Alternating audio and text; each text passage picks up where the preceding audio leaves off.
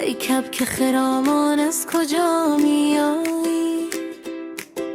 پیشا که دلم ره به تو بسپارم. بگو ای کبک خرامان به کجا میروی؟ از کجا آمدی و به کجا میروی؟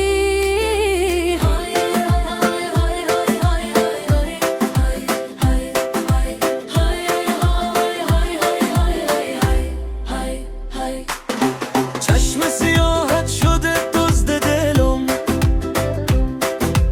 ای مهربانم ای نازنینم، ای زلف پریشانت بر شانم، بنشین که شدی شمع در کاشانم.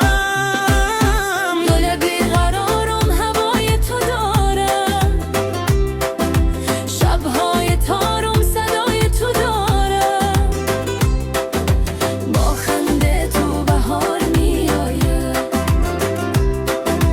با عطر نام قرار میآید. ای کبک خرامان تو مگر خانه نداری؟ ای زلف پریشان تو مگر شانه نداری؟ بیا که دل دیوانه طاقت نداره، بی تو دل عاشق بهانه نداره.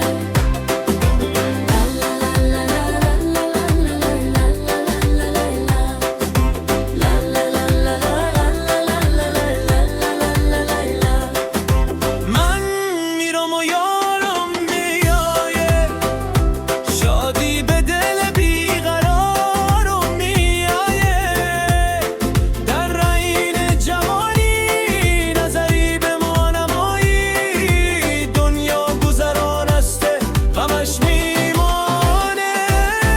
یارم یارم از تو علمها دارم، صد یار گریبان چه پروا دارم، صد یار گریبان قصد صد روزم، هرگز نرسه به هیچ کس یک روزم. ای کبک خرامان از کجا